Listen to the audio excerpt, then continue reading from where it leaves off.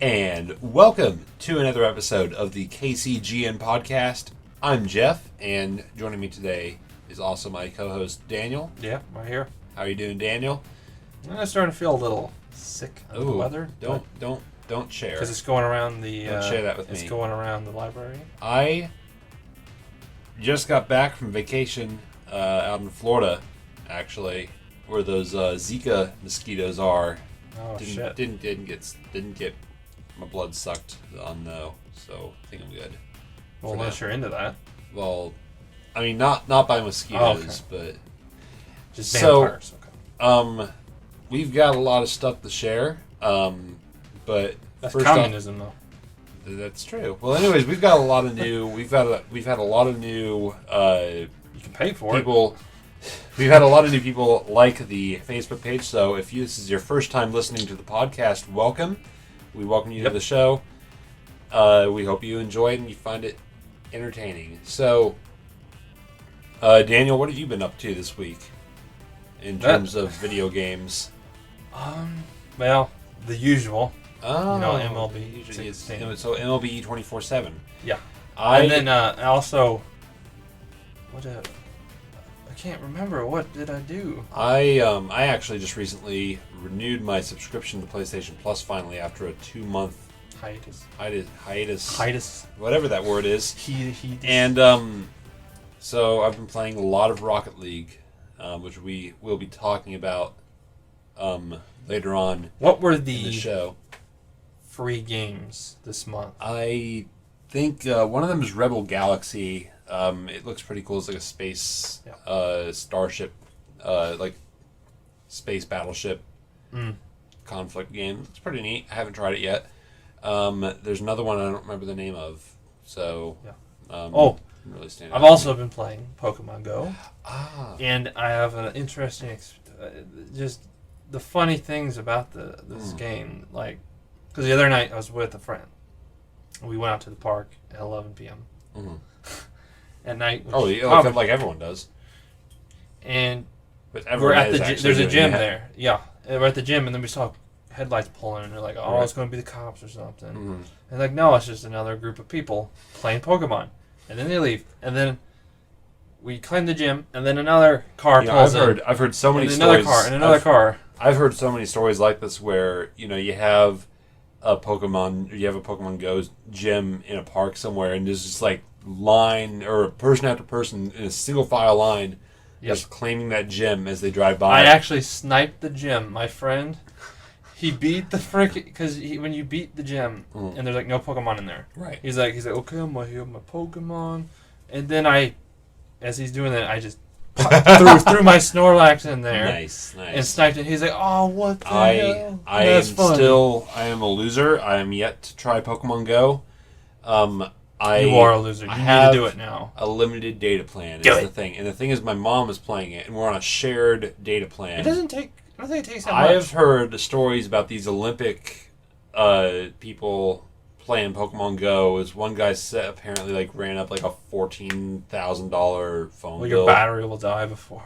That's true. They did bring back battery saving mode actually in the latest update. For iOS, yeah. It's always been in the Android version. Yeah, because you just flip it down and the screen goes dark, and then yeah. So like I said, I've been playing Rocket League a lot recently. They added a new map, completely new layout.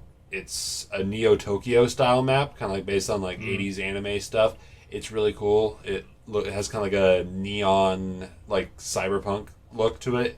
Yeah, like a Blade Runner. Like Blade Runner, yeah. And it's actually one of the Rocket Labs maps. It's actually in the standard tournament play. Also kind of like Ghost in the Shell. Yeah.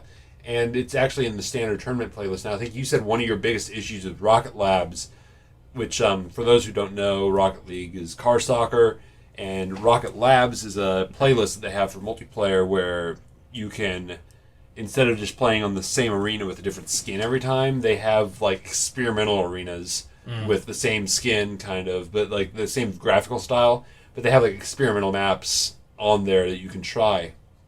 And then, eventually the most popular ones refined, and then they're given a proper theme and then added to the standard tournament playlist. And in this case, they've added the Neo Tokyo map, which was, I don't remember what it was called, but it's the one where it has like an upper level sort of on the sides.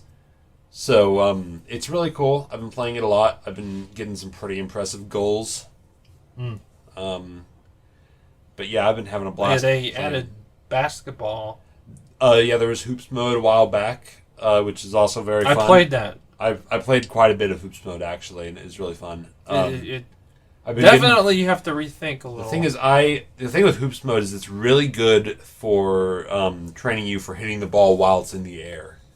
It's really good training for that, and that's something I struggle with a lot. And I feel like playing a lot of Hoops mode really did help me to kind of get better at that. Now, I didn't have PlayStation Plus for like 2 months, so I haven't played Rocket League for 2 months, and already I'm getting so much hate comments in these matches and so many wins by forfeits. I feel like I'm doing something right. I was playing against one guy. You know you're good. I was playing against one guy, and I think at the end of the game, I think the score was 11-1 in my favor, and he said, "You're an ass" in the comments, and then I won by forfeit. So that made me feel very good. You know you're good when you get a lot of hate comments. Like he called me an ass, and then tried to get me to get on voice chat for some reason, so he could explain why I'm an ass. And then I think I just kept scoring against him.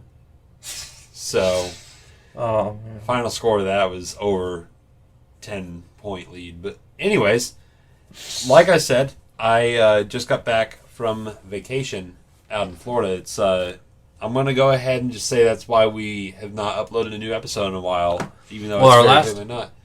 Our last episode was a week before I went to Florida. Yeah, that was with our special guest, Max Petrosky. Awesome episode. You guys go listen to it if you haven't listened to it already. Who just now he just released his album. That was already released when we did the episode. And I actually was playing Rocket League. Amazon now. Right? So Mega Race is an old PC game from the 90s. It's kind of like a racing game. If you've played the Hot Wheels Stunt Track Driver game, kind of a similar idea. It's a full motion video racetrack, and your car, you move it left and right, and you try to hit these speed boosts and ammo pickups on the track, and you're trying to destroy all the other racers. And it has really awesome music, and the way it's done is like really unique. We talk about that a lot in our episode with Max Petrosky. Yeah, that was episode 25, I believe. Was it? Okay. So this is episode 26. And so anyways, Max Petrosky, he recreated the entire game soundtrack from scratch using more modern sounding instruments, but still kind of maintaining that 90s kind of MIDI style feel. And it sounds very cool. I was playing Rocket League to that soundtrack, the other day, and it was so great. I loved it so much. Mm-hmm. So, anyways, like I said, I just got back from vacation out to Florida. We went to Disney World, and I'm not going to talk about that too much, but they have a thing there, not in any of the parks, but they have a shopping district called Disney Springs out there, and it's kind of like a outdoor mall type area. Yeah. A lot of restaurants and expensive shops and stuff. So, at Disney Springs, they have a place that opened in 1998 with the Disney Springs area when it was still called Downtown Disney, and this place is called Disney Quest. And what Disney Quest was originally pitched as was it's like an indoor interactive amusement park of sorts. And VR. There's some VR stuff, and I think I was reading a couple articles about it, and the original concept is that Disney they wanted to expand their theme park presence across the country in a low-cost way. So they kind of tested Disney Quest at Disney World at first to see how it kind of went over with audiences. And the idea was that they were going to basically spread that franchise across the nation to kind of like try and get into the same market that Dave & Buster's or Chuck E. Cheese's was in. And they actually did build one out in Chicago. So anyways, Disney Quest, they did, and it closed after like a year, even though it was doing well financially. But anyways, the idea behind Disney Quest is that in addition to being an arcade, they're also going to have innovative, interactive experiences. And I don't want to say VR because they're not all strictly VR. Mm-hmm. I do want to point out that Disney Quest, since it was opened in 1998, I think it received like one big update, I think. And they replaced like a Hercules attraction with a Pirates of the Caribbean thing. But they it was it has not changed at all since I went in 2000. I think there was like one thing that got removed because it caught on fire, and I'll get to that. It's like you're going back in the 90s. So it actually did feel like going back in the 90s, and you get a VCR. You didn't get it. So, anyways, they have a bunch of arcade stuff there, and it kind of feels like a Dave & Buster's type environment in some respects, but what really sets it apart from a Dave & Buster's is they have a lot of rides. And I know Dave & Buster's has some kind of ride type things. Do they? They have like a motion simulator NASCAR game. That must be new because I haven't been there in years. I was there. I also haven't been there in a long time. They had some. I saw an ad on TV for some like Star Wars simulator thing, but I don't know. Anyways, Dave & Buster's doesn't really have a lot of rides or anything. I know there's some. That's more like. There's a place around here in it used to be called Jeepers. It's called Monkey Business. There's a place over in. It starts with an S, I think. Lee's Summit, maybe? No. It's Power Play. And they do have rides. They have rides there. It's like a family fun center. They've got a Tilt-A-Whirl, though, and they've got laser tag. Chuck E. Cheese does to an extent. Yeah, so, their goal is to kind of compete with that, but they wanted to bring kind of like their theme park experience to that kind of an environment. So, in addition to those arcade games, you also have like a big, like massive Mighty Ducks pinball challenge thing where everyone stands on a large platform and you're all controlling different parts of a pinball table, which is interesting. I mean, me being a huge Tron nerd, it was a little concerning to me to see more Mighty Ducks representation. You're just a little Tron. I was a little upset to see that there was more Mighty Ducks representation at Disney World than there was Tron representation, but that's just me. That's one of the things. But like, there's the bigger attractions there too. Like, there's one of them is called Cyberspace Mountain, which is based on the Space Mountain roller coasters that they have at the parks. And the idea on Cyberspace Mountain is, you go to this little kiosk, and Bill Nye the Science Guy is on the kiosk. He walks you through this program that lets you build a roller coaster, basically.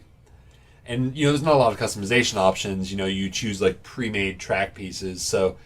And what's really cool is you choose from like 3 environments, and each environment has like environmentally context-sensitive track pieces. So like my brother and I, we did our roller coaster in the Lava Planet one, and one of the environmental things we could do is a tornado. It was exclusive to that environment because I remember when I was really young, back in 2000, the tornado option was not an option because I did like the space environment.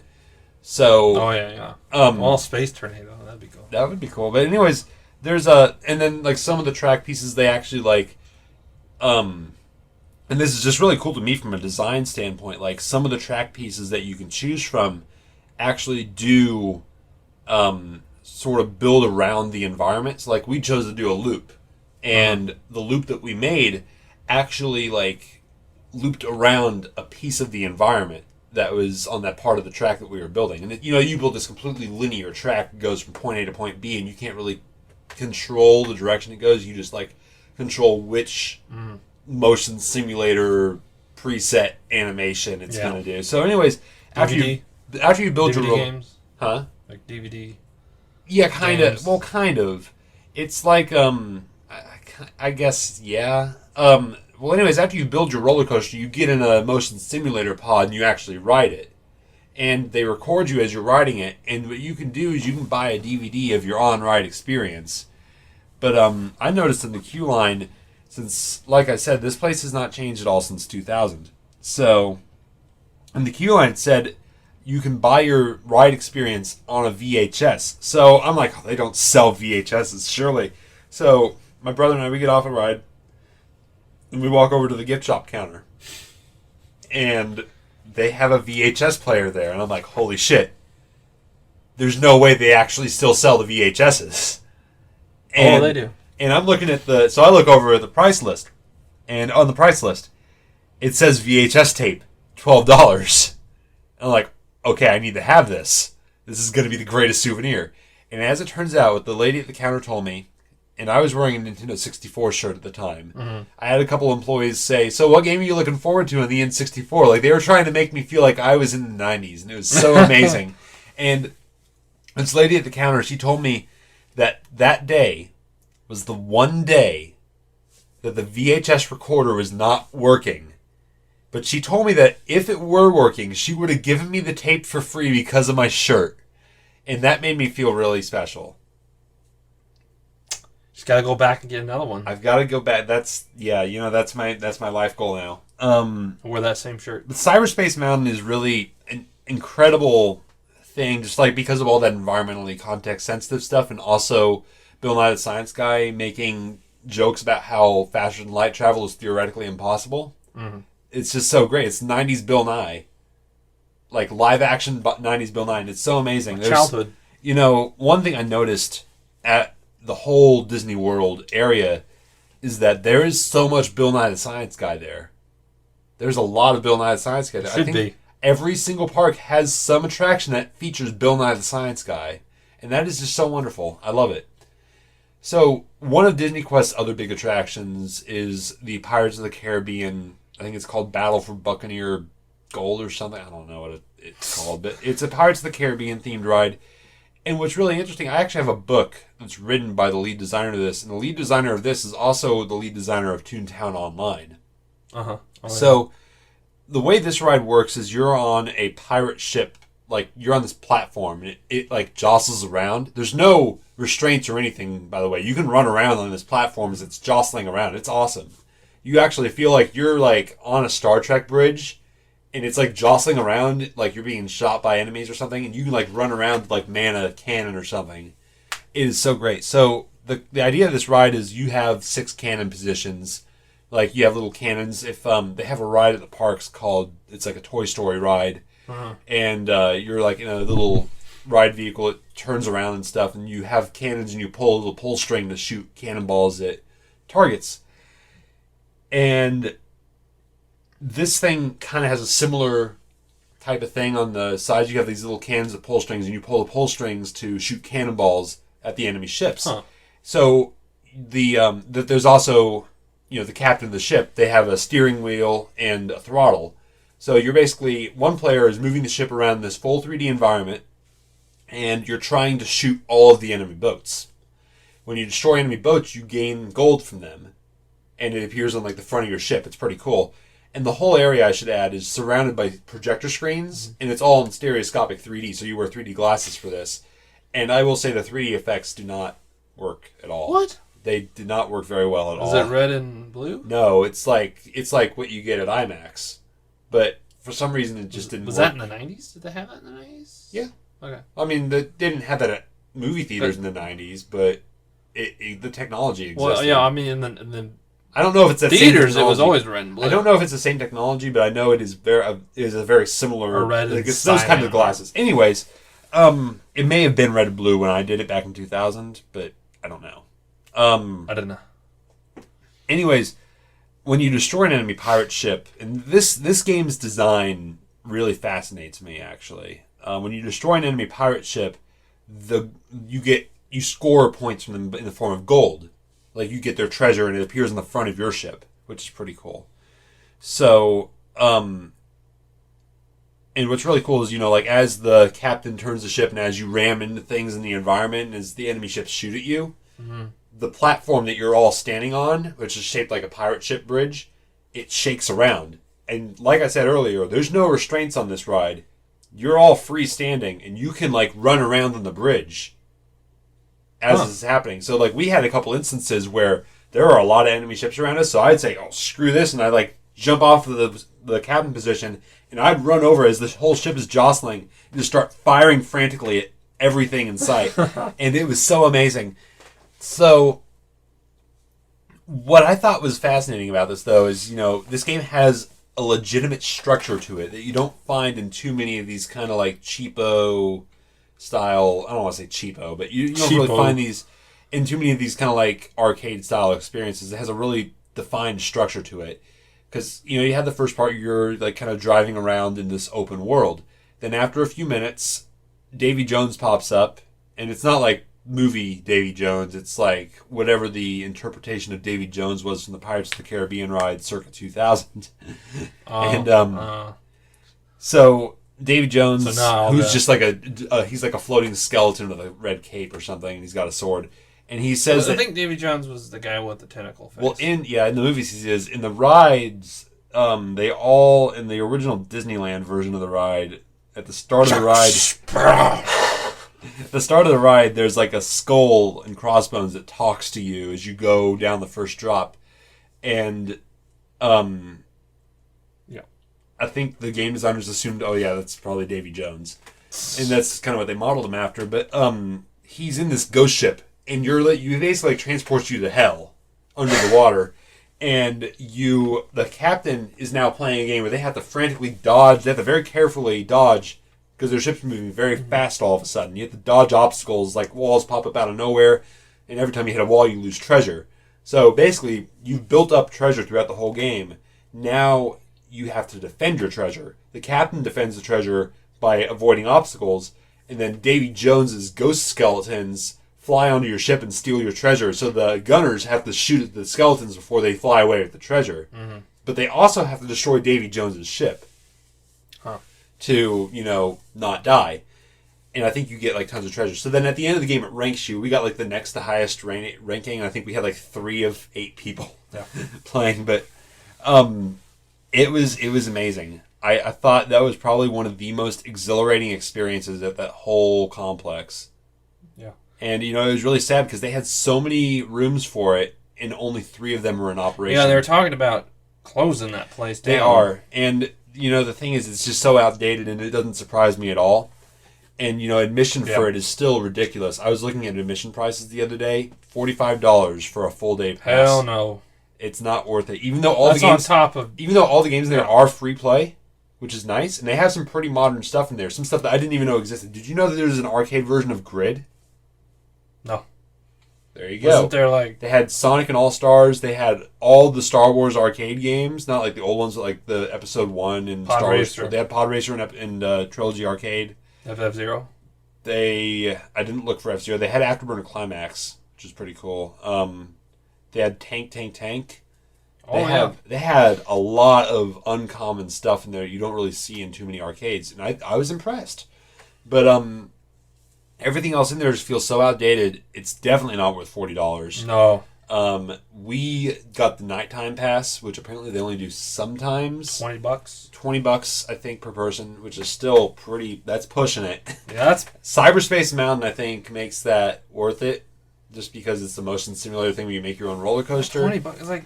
And the Pirates of the Caribbean thing was a pretty exhilarating experience, and maybe more people would go to it if they maintained it a little better. And the thing with lower the price a little bit. The thing with Cyberspace Mountain is they only had 2 of the motion simulator pods working. All the other ones are probably broken down, and so they only had 2 of those working. So you go and make your roller coaster, and you wait 30 minutes in a very short line to ride your roller coaster. Yeah. Yeah. So that's, and it's that kind of stuff just makes me kind of sad. But what's really cool about this whole thing is it's just the premise of what was at the time very cutting edge interactive gaming technology. And even then at the time some of it seemed kind of cheap. They have a thing where you use a Tron arcade stick to control a little claw on a screen. And the game is that you're building a monster toy in Sid's workshop. This was still here, by the way. This is a Toy Story 1 licensed game in 2016. And you're using this little claw hand to build monster toys in Sid's toy shop. And the innovative thing about it is supposed to be that you can then go over to the gift counter and you can actually get a physical version of the toy that you just built. Oh. Which is neat. It's kind of gimmicky and tacky, though. Only got to pay about $50,000. Oh, yeah. Well, I think I got a picture of the bin of horribly disfigured toy parts. And if you ever wanted the horrifying baby head from Toy Story... that gave me nightmares. If you ever wanted that in real life, that is your one chance. No. Anyway. But yeah. The other really interesting thing in this place is an attraction called Aladdin's Magic Carpet Adventure. And I will say it did not hold up at all. This was the big VR thing there. And this is before VR was really a thing. the way this works, with a modern VR headset, you get like a Google Cardboard thing for free in the mail or whatever. You buy a $15 kit, and you slip your phone in there and you put it up to your face, and you're like, hey, it's like a ViewMaster. You like strap a VR headset around your head with Velcro. With this, they strapped a plastic dildo hair guard. It felt like like what lunch people at food courts wear, but this was like hard plastic, and it had a massive knob in the back that I could twist to like tighten it so it would stay on my head. And I'm like, okay, this is a little weird. I don't remember this from 2000.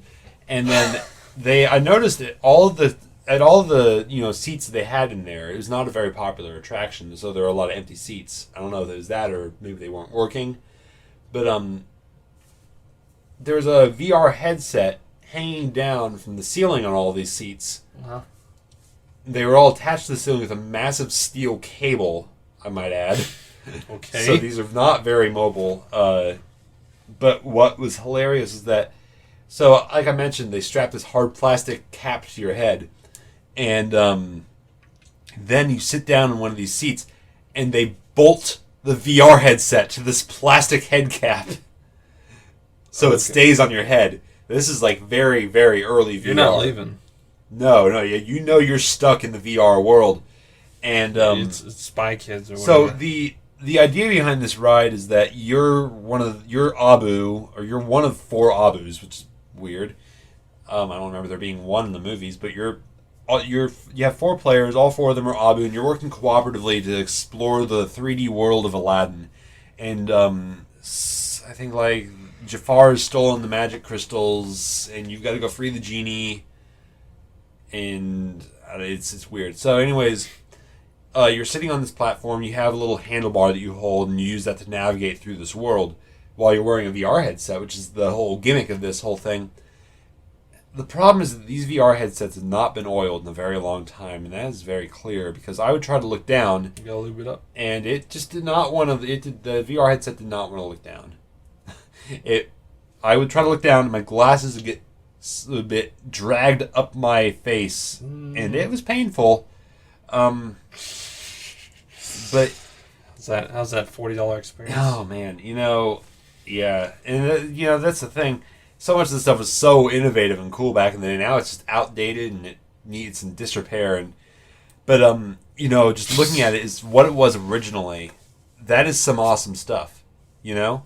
I think for what it was originally trying to do, I think it's important to the history of video games. Mm-hmm. For how much stuff it was ahead of its time, or is trying to be ahead of its time at least. But yeah. Like we mentioned earlier, Disney Quest was supposedly supposed to shut down in, I believe it was May of this year, 2016. And it didn't shut down because, I just went like 2 weeks ago. So what was going to happen supposedly was that the NBA was in talks with Disney about using that show building. And they want to do like an NBA experience thing in there. You do like all kinds of authentic NBA activities or something. Mm-hmm. And also buy tons of things at their gift shop. But apparently those plans fell through, and the NBA found out that Disney wanted them to use the existing building, and NBA wanted to tear down the existing building and build a whole new one. So their plans fell through, and Disney Quest, as far as I know, is not scheduled to close anytime soon. I believe what I read is a rumor saying that management at Disney Quest has had all of their notices of the attraction closing, those have all been revoked as of now. And I think last I read, the most definitive thing I've read, it said that it's going to be closing in 2017. But if you're ever in Florida and you want to see, you have $20 as a blow, then definitely check it out. It definitely speaks a lot about the early history of kind of like virtual reality experiences and whatnot. I think it's fascinating in that regard. Anyway, our next topic. Yes. We're going to talk about some Nintendo news. Yes. Regarding the NX. Yeah, so the NX, there's a couple of new rumors. it seems Probably it's there's been a lot of rumors. pretty much been confirmed it is a hybrid console. Okay, I wouldn't call it a hybrid console because what the rumors are suggesting, and there's a lot of rumors that are suggesting this, is that it is it's a handheld console that you can plug into your TV so you can play it on your TV, and everyone's calling it a hybrid console. I feel like that might be a little inaccurate, and it might lead to people having some overblown expectations. Atari had Sega had a console called, I don't remember what it was called. It was a handheld version of the Genesis, and you could plug it. It was I don't remember. Nomad. Nomad, that's what it was. And Nomad was a handheld Sega Genesis, effectively, back when the Sega Genesis was still relevant. So that's pretty crazy. That's a pretty big deal. And the battery life. It did not have battery life. You could plug it into the wall, though, through a wall deck. And it could project. But that's the thing. You could plug it into your TV directly through AV cables, which actually makes it a pretty good alternative to an actual Sega Genesis if you're just doing single player stuff. Because the base Sega Genesis can't do AV natively. You have to use RF cables or you have to use an adapter. Yeah, it can. I think it does have... the AV cables are really hard to find nowadays. No. You can buy... Okay. There was Model 1, which could do composite, but it couldn't do stereo AV, but it could do it through the headphone jack. Yeah, that's right. Which sounds a lot better. And then the Model 2... I know the sound chip is slightly worse. I think the Model 3 does have... The Model 2 can do S-Video. Mm-hmm. The Model 1 cannot do S-Video. Right, and the Model 3 does have AV support, I think. It does have the Model AV 3 support. Also can't do something that's important. I forgot what it was. Well, anyways... I can't do S-Video. The Nomad was basically a handheld RGB. Sega Genesis, but you could plug it into your TV, and I think that's what we might be looking at here with the NX. I think it might be a handheld Nintendo system that you can plug into your TV. But I don't think it's going to be something that's going to be advertised as a home console. I think it's going to be advertised as the successor to the 3DS. And there's also rumors that it's less powerful than the PS4. I think that was... I read some rumors saying that it was as powerful or is equivalent to the PS4 and Xbox One. But if that's on a handheld, then... It is not... I think it was confirmed that it is not using PowerPC architecture. It is going to be using... x86? It's not using x86. It is using PowerPC. I think that's a huge mistake. That is a huge mistake. And basically, for our listeners who don't know what that means, PowerPC is what Nintendo's... It's like a system. It's how the processor That's also works. what the 360 used. Yeah. So your computer probably uses... PCs use x86. Your computer that you're maybe listening to this on probably uses an x86 processor architecture. And basically what this means is that any other systems like the Xbox One or the PlayStation 4 that use x86 architecture, it makes it very easy to port games between those systems. So any game you see on PC can very easily be ported to PS4 and Xbox One and, all around like that. So and if they're going to have to jump through an extra hoop to port it to the NX, there's been a lot of developers saying that the NX looks very promising. Ubisoft kind of said something about that a few weeks ago. Didn't they say that about the Wii U as well? Well, Ubisoft... They said that... they said that about the Wii. They said that about the Wii U. Something more credible than Ubisoft. Something more credible than Ubisoft. They always jump on board. Take-Two, developers or publishers of Civilization, XCOM, NBA. Grand Theft Auto, NBA... they said that they also see a lot of promise in the console. And I think recently a big name said that they were in talks with Nintendo. I think it was, I don't remember who it was. It was a big developer of some RPG, and I can't remember what it was. Bethesda. Whoa. Said they were still not sure about the NX. They're on the fence. The thing is there room in the market for a Nomad-like console? I feel like if the world of smartphones and all that. Here's the thing. If Nintendo... You've got smartphones and tablets, but if Nintendo releases a handheld game console that can plug into your TV that can also play Skyrim, that's going to be a big deal. If Nintendo releases a handheld console that can play Grand Theft Auto 5 and it's going to look just as good as it does, at least on the PS3, that's still a pretty big deal. The PS3 version of that game is beautiful. And even compared to modern standards. And, if you have a handheld console that's going to have huge games like that, that's going to be a game changer, I think. And you can play it on your TV. Even in a world of smartphones and tablets, if they can provide enough games on there that allow it to kind of separate itself from that market and basically put itself on a level above the smartphone and tablet games market, that's going to be a huge deal. And I think there's also been some rumors suggesting that the NX is going to be able to play. They said something about cross-platform compatibility with Miitomo and Pokemon Go in all of their smartphone games.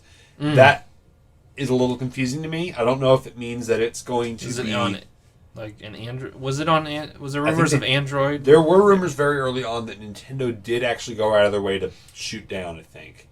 But there were rumors saying that it was going to be able to play their smartphone games. I think it was kind of loosely worded. It could mean that it's going to have some kind of interactivity with those games, meaning you won't be able to play Pokemon Go, but if you have the Pokemon Go companion app for the NX, then you can get some bonuses when you're playing it on your smartphone. Same with like Miitomo.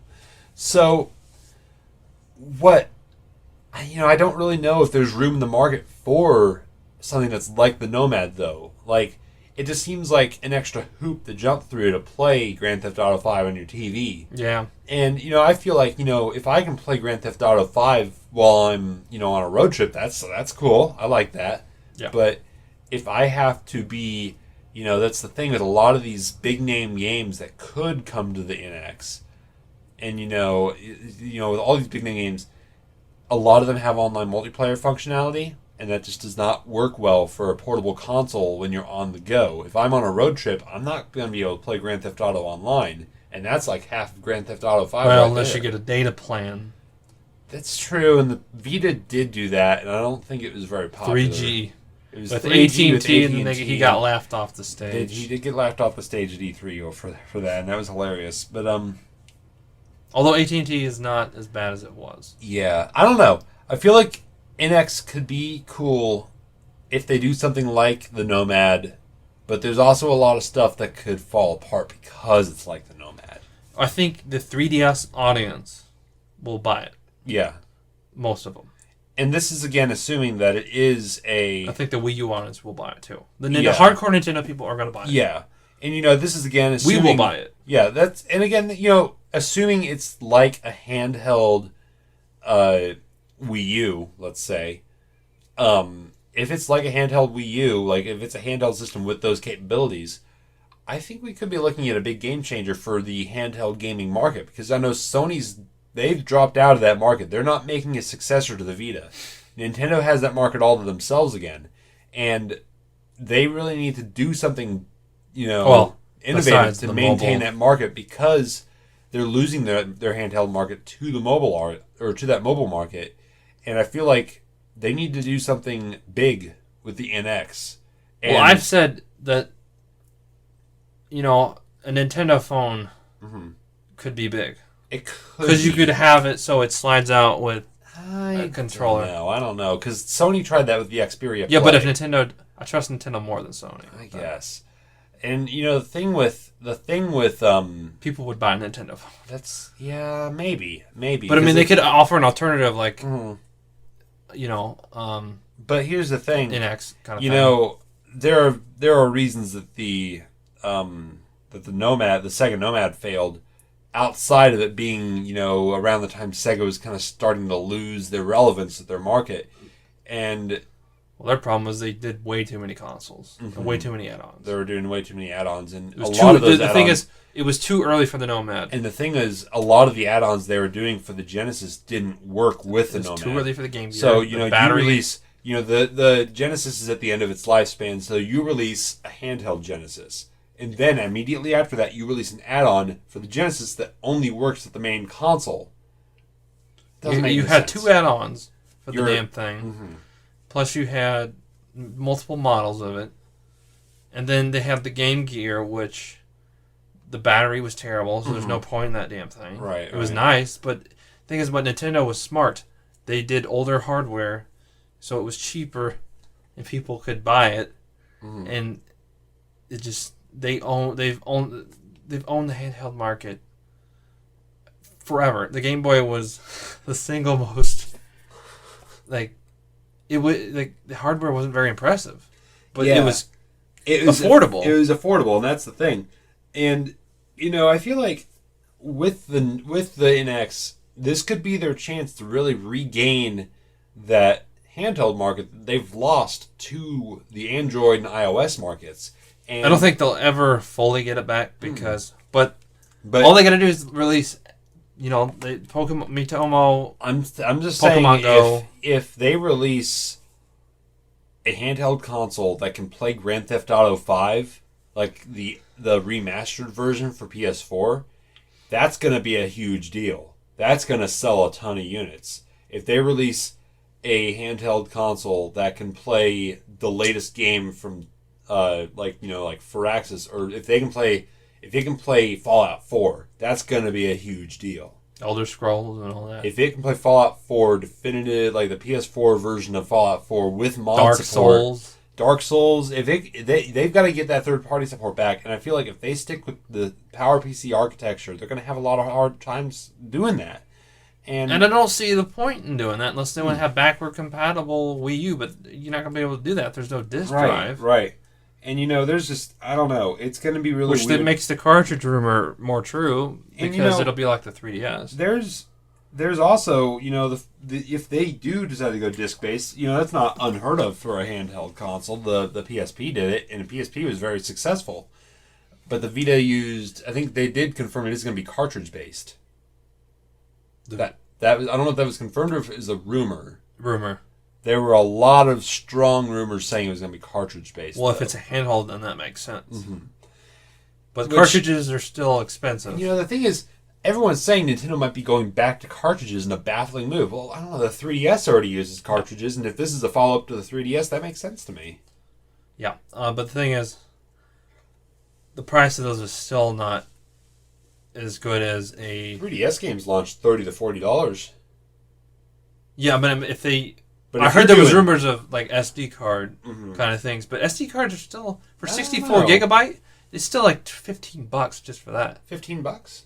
Yes, for 64 gigabytes. I don't know. That's still not bad. No, that's terrible. A CD or a Blu-ray is like 25 cents. Oh yeah, well, I mean, like here's the thing: if you are putting Grand Theft Auto 5 on a handheld cartridge-based console, you're going to need a lot of memory in that cartridge. More memory than I'm sure is available on a 3DS cartridge.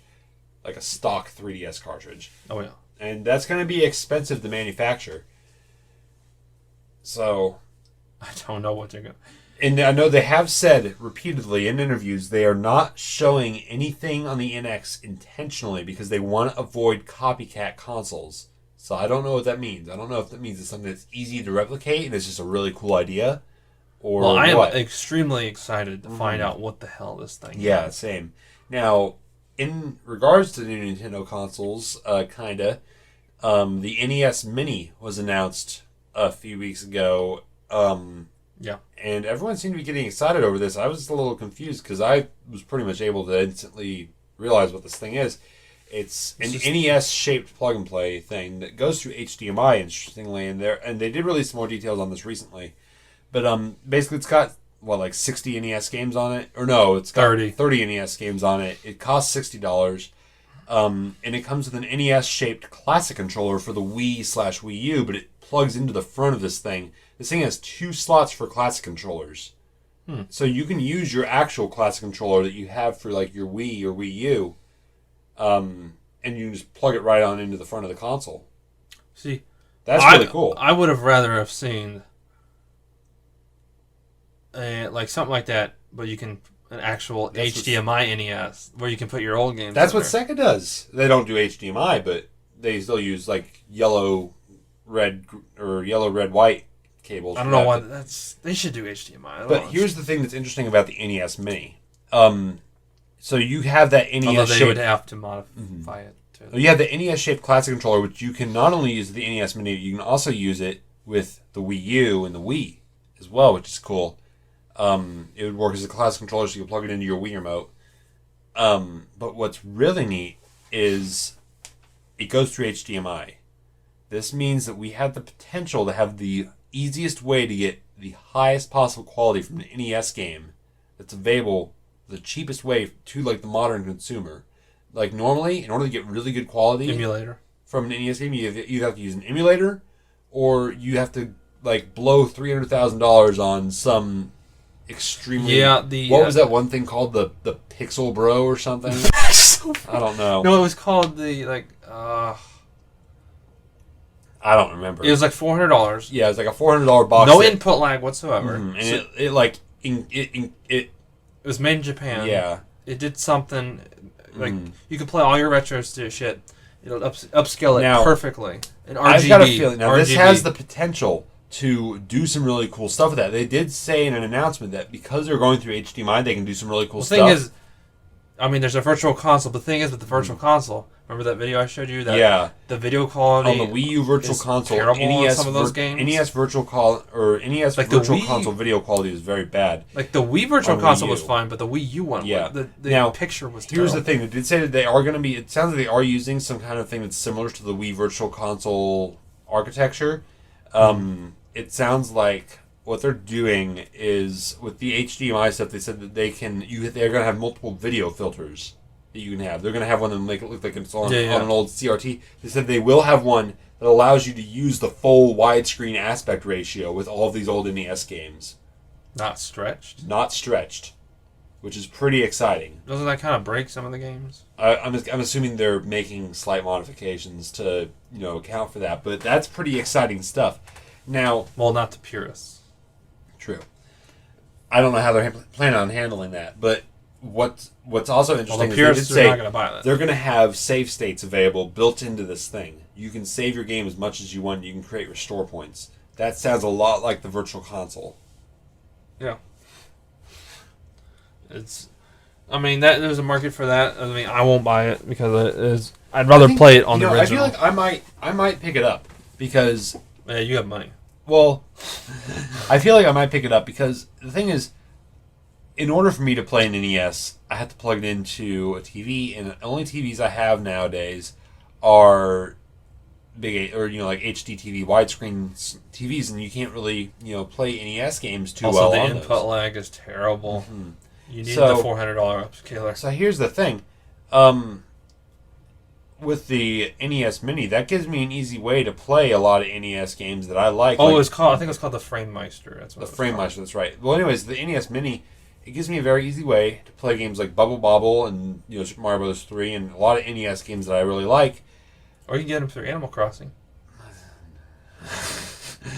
On GameCube. Oh man.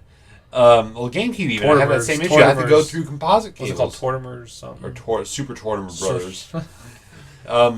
April Fools. But man, that made me so angry. Doesn't Crazy Red sell like? I think he does sell it. He does, yeah. But he sells a broken NES console. Yeah, so he does.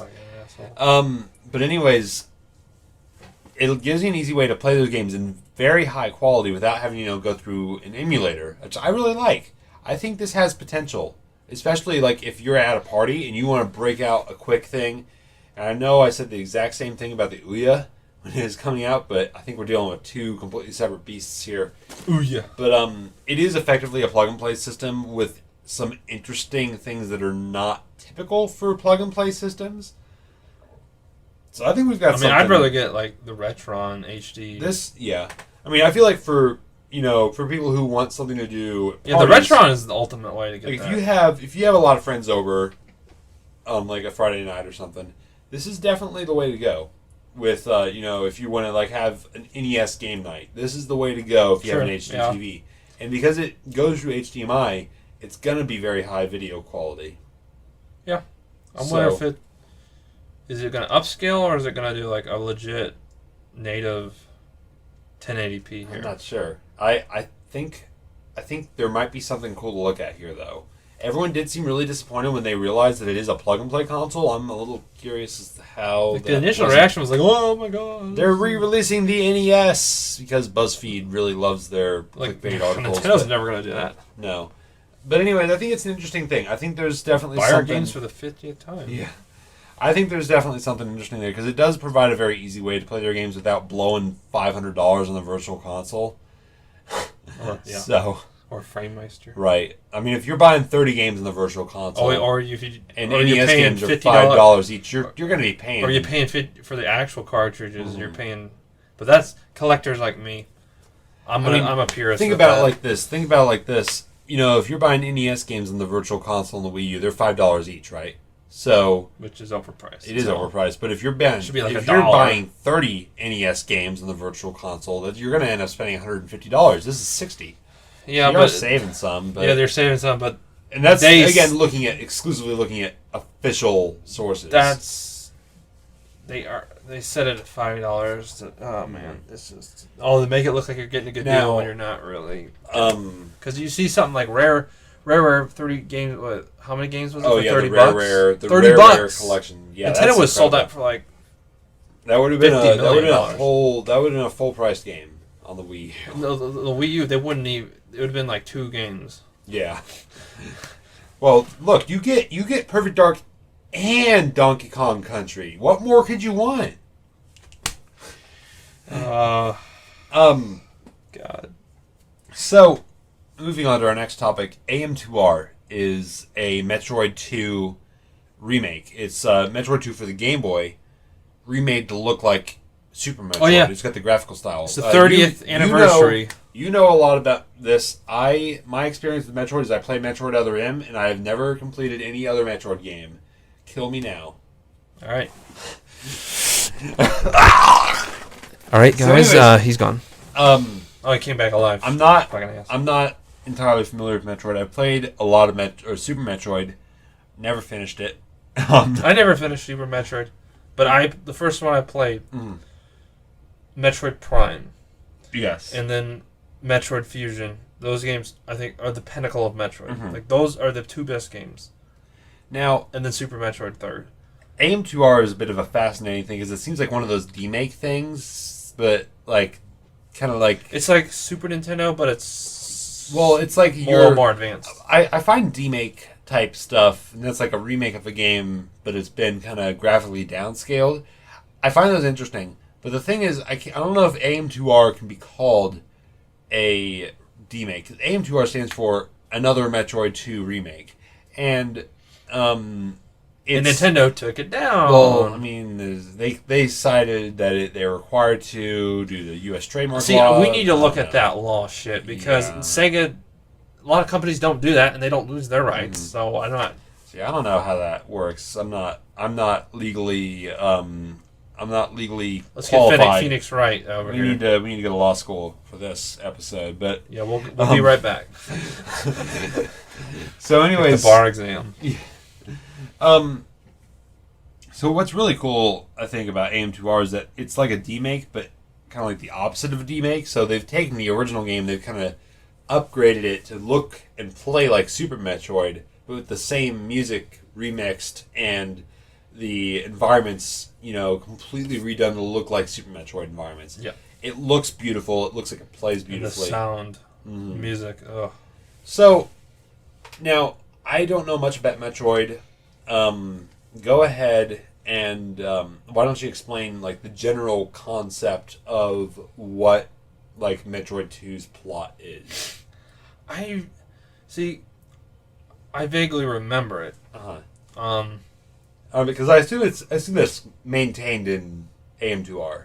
Oh yeah, it's just a remake of it. But I think it took place after Metroid 1, I believe. And right. Metroid Prime, I think, takes place between Metroid... I think it takes place between... And Metroid 2. Metroid, I don't know when it takes place, actually. See, the story to me on Metroid, I don't pay attention to it that much. I just like the gameplay. Right. But I want to say the story is like you go to the Metroid homeworld, so there's a lot of enemies in the game that you don't see in any other Metroid games because you don't go to the Metroid homeworld in any other Metroid game.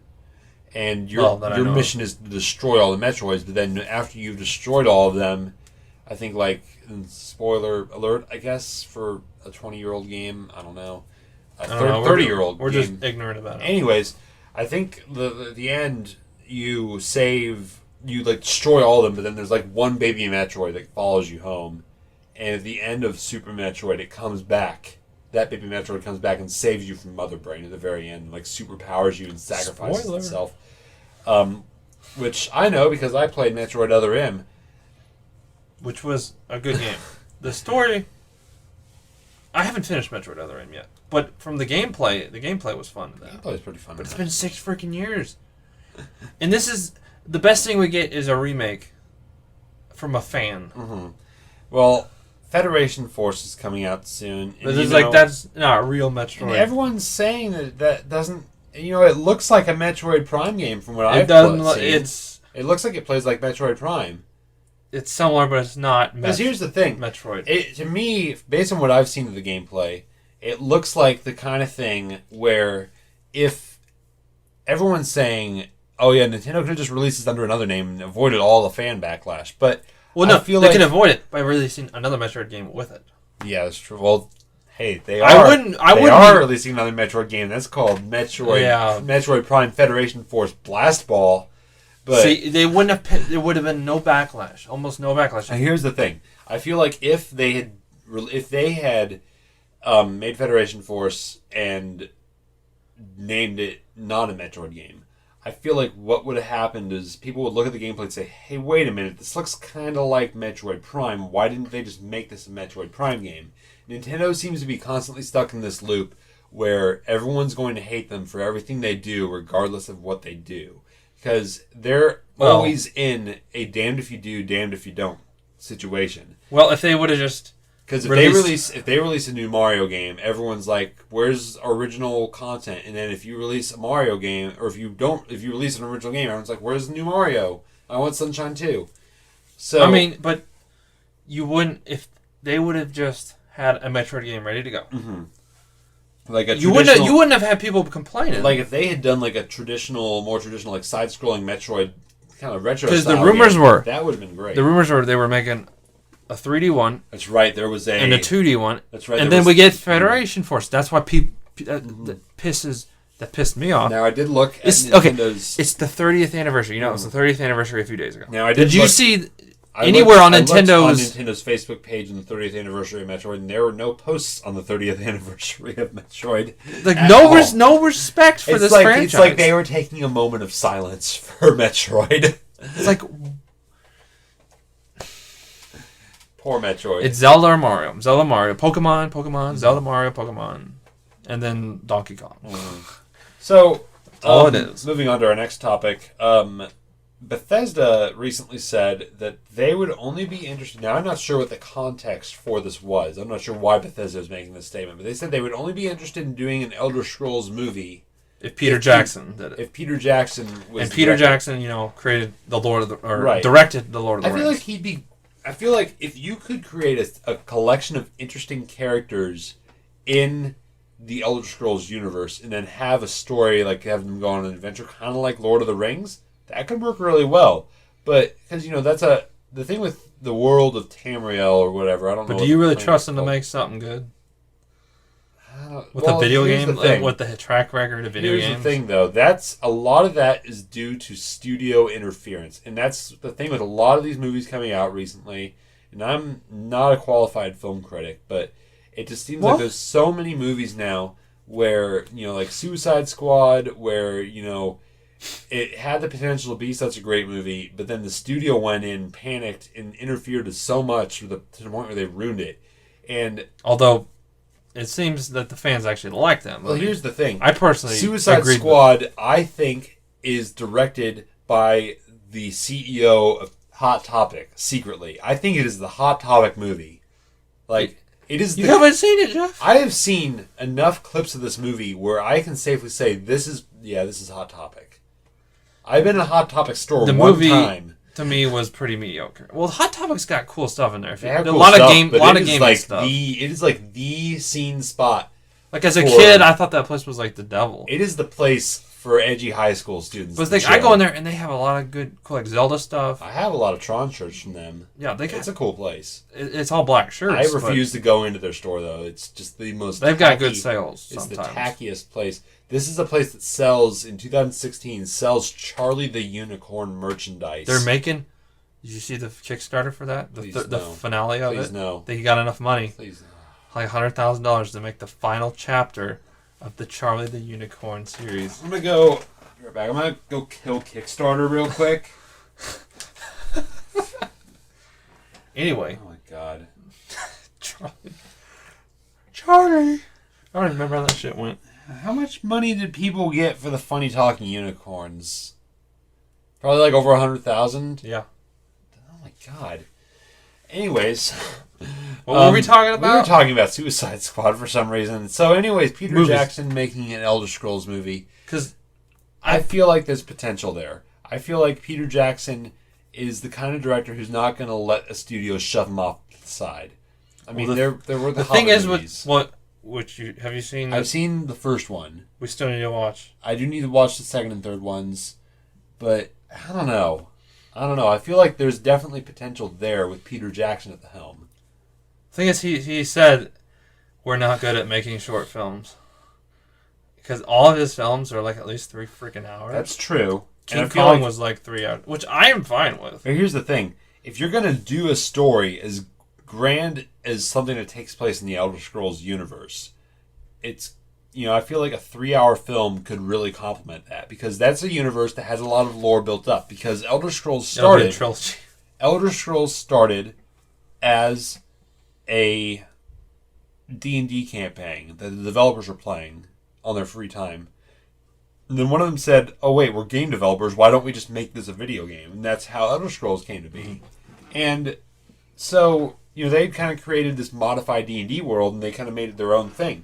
Mm-hmm. So, with Peter Jackson, I feel like he could, looking at Lord of the Rings, I feel like I don't know how well he is with doing original characters, because all of his stuff is adaptations. Well, the thing is, all of his notable stuff, like King he's Kong, just a director, yeah. So he's still going to need good writers. I mean, the director still has a lot of creative input, and you have those writers there for the more focused elements of that. But Peter Jackson is still Peter Jackson's overall story vision.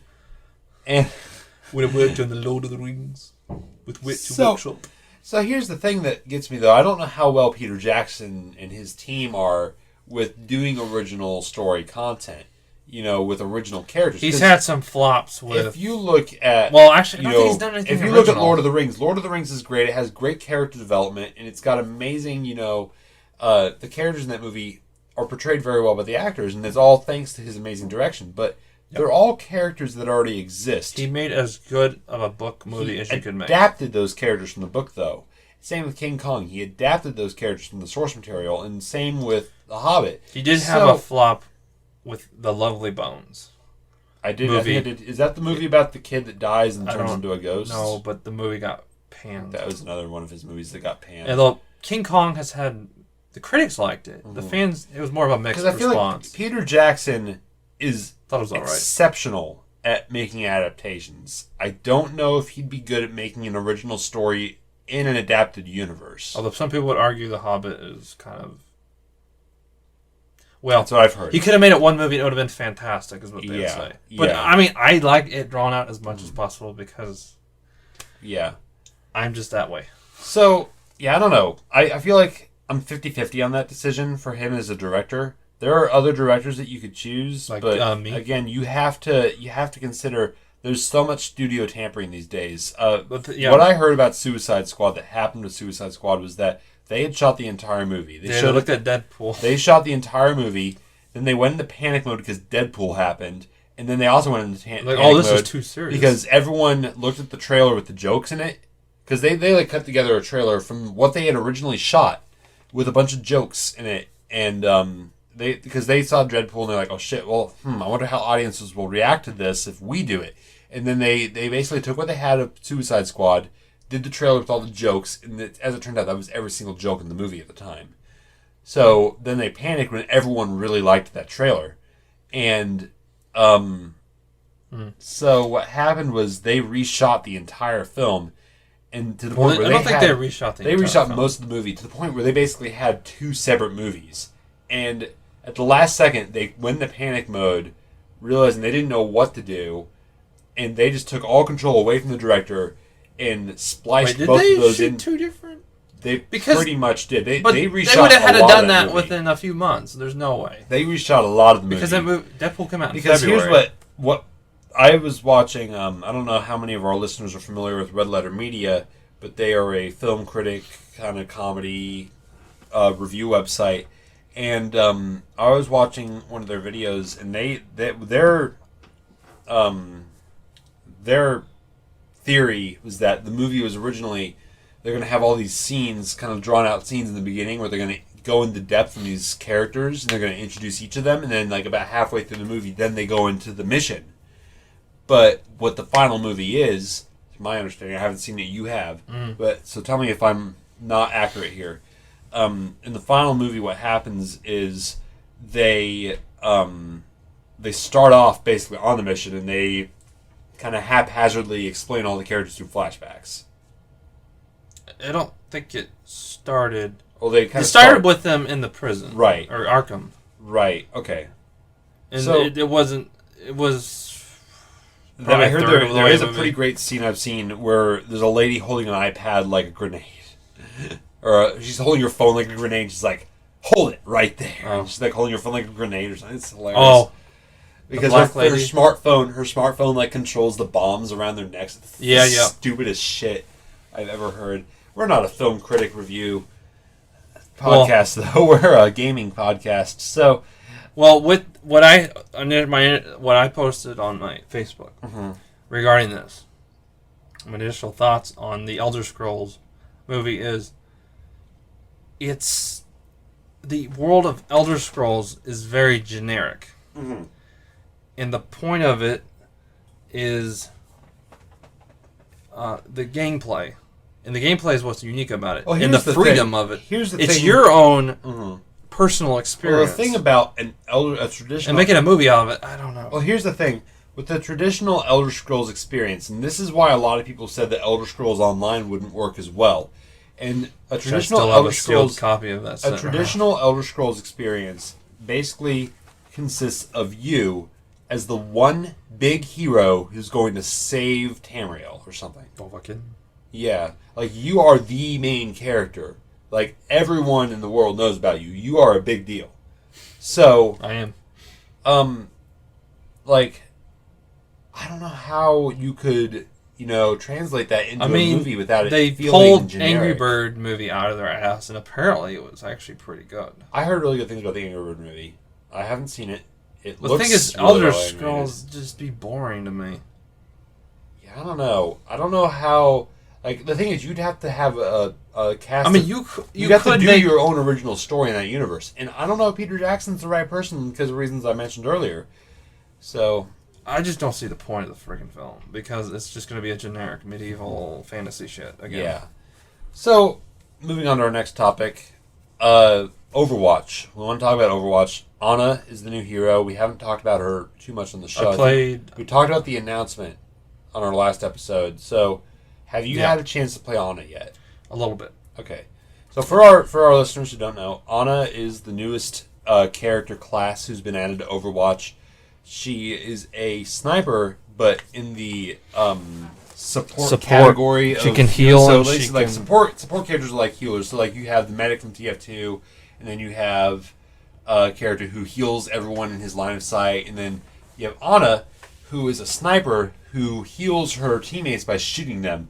And I think this is so great from a design perspective because it solves the biggest issue I have with sniper characters in video games. And that is that as a sniper character, I spend so much time staring at a wall and getting tunnel vision that I just spend so much time staring at a blank space waiting for the enemy to pop out. And I'll write your name. Huh? The Taylor Swift song, Blank Space. I haven't heard that one.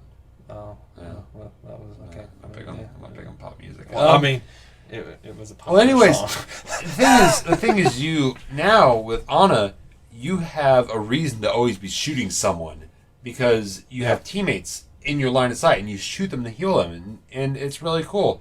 You know, she can throw a healing grenade, but it's a dual purpose thing. So like, you throw her healing grenade, and if it hits your teammates, it heals them and gives them a health boost. If you hit an enemy, but if it hit an enemy, it prevents them from healing. Yeah, that's with her sniper. And it reduces their maximum health. I think that's really cool. And I've never seen anything like it. And you know, her sniper shot, it poisons enemies kind of like for a short period when she shoots them. You're not going to get any like one-hit headshot kills with her. She's not very like damage focused. Yeah. But if you shoot enemies multiple times, then yeah, you're gonna kill them. They're gonna die. So, they also kind of changed up the way that ultimates build now. You gain ultimate power now by healing, self-healing, or healing others. So if you're playing as Roadhog and you're always using his E whenever you have the chance, you're going to gain a lot of ultimate power if you're healing yourself a lot. So if you're down, if you like go out of your way to try to get down to half health as Roadhog, and then use your E, and then basically repeat that, you're going to build up your hog. You're going to build up that ultimate really quick. That whole hog. The whole hog. And you know, support classes now, they build their ultimates really fast if they are, you know, playing the game correctly, because you gain ultimate power from dealing damage, getting kills, and healing now. Now they did increase the percentage that you have to. They increased all the ultimate requirement things, but I've noticed that as Lucio, I build up my ultimate so much faster now as him. But Ana's really fun. I haven't had a chance to play her a ton. Have you had a chance to play her much? Ana? Yeah. I popped on there one day and for like an hour played her. It's not as fun as some of the other characters. I do feel like it wasn't. Her tranquilizer gun is another one of her. Because you got to be on your toes. We got to be on our toes with all these characters. Well, the thing is with the tranquilizer gun, it takes away your aiming reticle and then fires straight forward. And I just had so much trouble aiming with that thing. Because you suck. Well, I do suck. But when you hit someone with that, it's just so satisfying. In fact, she has a... You know, you expect everyone to, like, you know, tranquilize you, and then because it lasts for a long time, or until you're basically affected by anyone, because it lasts for a long time, what'll happen is Ana will, like, get you cornered in some secluded area, and then she'll tranquilize you, and then that player will start teabagging you. She has a taunt, though. Snap. She has a taunt named Teabag, though, where she pulls out a cup of tea and starts dipping the bag of tea up and down. Oh, God. Blizzard, man. So, they also are doing a thing for the Olympics. I don't know what they're calling it to avoid the copyright violation, but it's called, the game mode is called Lucio Ball. It's the public brawl for the week. And it's like Rocket League, but with Lucio only. And they've replaced his primary fire with his melee attack. So his secondary fire is it doesn't affect other players now, and it just like pushes the ball further. And his ultimate has been changed so that it gives all of your teammates a speed boost. You can't do healing. You can only do speed with him now. And when you use his ultimate, it gives all of the teammates in your vicinity a speed boost, and if the ball is within the vicinity of that ultimate, it just pulls the ball to your position, like on a tethered cable, which is pretty cool. I think it's a fun mode. I played a little bit. I still think Rocket League is better. Well, yeah. I mean, but, Rocket League's made for that. This feels like Rocket League. The ball physics are spot on. It's so great. I love it. So anyways, I think that pretty much wraps up our show for this week. Thanks for listening, everyone. It was shorter than the last A little shorter, but I think this is pretty much what the standard length for our episodes hour, are. 15 minutes or so. Yeah, so thanks for listening, everyone. Definitely give us a like on Facebook if you haven't already. Follow us on Twitter. We'll be streaming some. Yeah, we're going to be streaming some in the future. Hopefully, as well. Pokemon Stadium is going to be on the list. Maybe, yeah. Maybe some Star Trek stuff too. We'll see. Yep. But yeah, definitely keep an eye out in the future. Thank you for listening, everyone. I've got to piss really bad. Oh, yeah, good to know. Good to know. Oh, yeah. If you email us at I think it's KCG or KC Gamers Network at gmail.com. So that's KCGAMERSNETWORK at gmail.com. Got the S. Oh shit. Just look it up on whatever. KC Gamers Network at gmail.com. Email us stuff. We'll talk about it on the show. If you have questions, we love questions. Yeah. And so that's our show for today. Thanks for listening, everyone. And yeah, I think that's it. That's it. See ya.